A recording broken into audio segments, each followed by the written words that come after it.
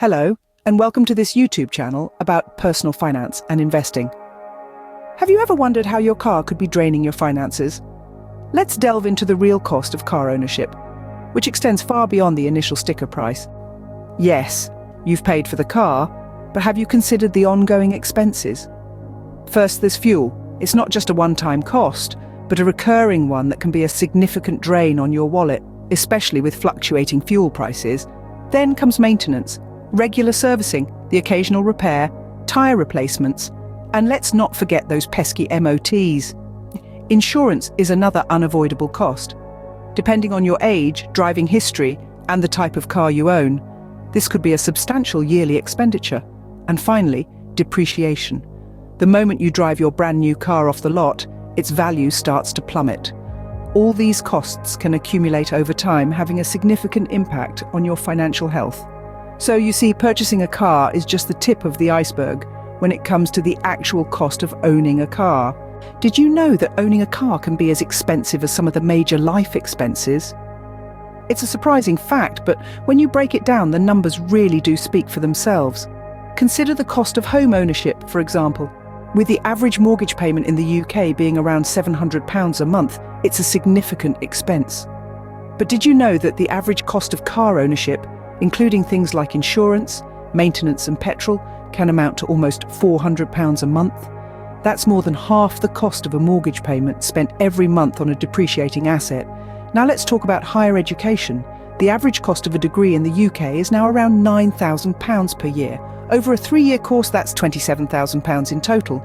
If you were to buy a new car every 3 years, which is not uncommon, you could easily spend that much, if not more, on car ownership.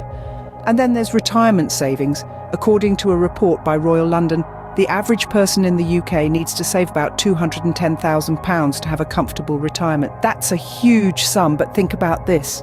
If you were to put the money you spend on a car into a retirement fund instead, over a working lifetime of 40 years, you could save over £190,000. That's nearly enough to fund your entire retirement. These comparisons really highlight the staggering cost of car ownership. It's not just about the purchase price of the car itself, but also the ongoing costs, such as insurance, petrol, and maintenance. And all of this is money that could be used for other financial goals or investments. So before you get behind the wheel, think about the other financial milestones you may be pushing further down the road.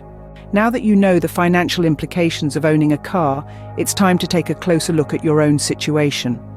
To evaluate car ownership costs, start by considering all expenses, not just the monthly car payment.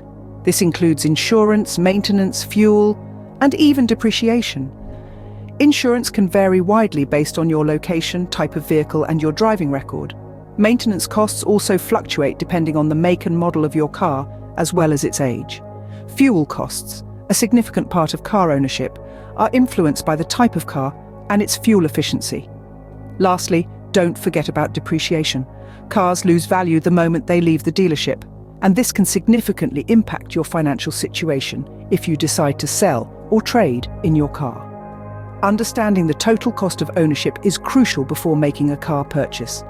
It allows you to make an informed decision based on your financial capabilities and long-term goals. Remember, a car is not just a one-time expense, but a long-term financial commitment. So, is your car really worth the cost? It's a question that we've been exploring in this video, and it's one that begs deep contemplation. We've walked through the hidden costs of car ownership, compared it with other major expenses, and evaluated the real price of keeping that vehicle in your driveway. It's a sobering reality to face, but it's also an opportunity to reconsider your options, to seek alternatives that could potentially save you a significant amount of money.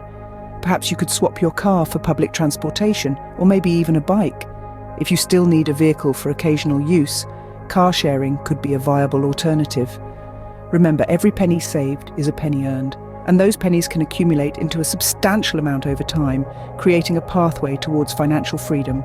So take a moment to evaluate your car ownership costs today. It might just be the key to unlocking your financial freedom tomorrow. Well, that's all for today. Thanks for watching, and I hope you like this video. Please like, share, or comment on this video, and subscribe to this channel for regular practical tips and advice about personal finance and investing. And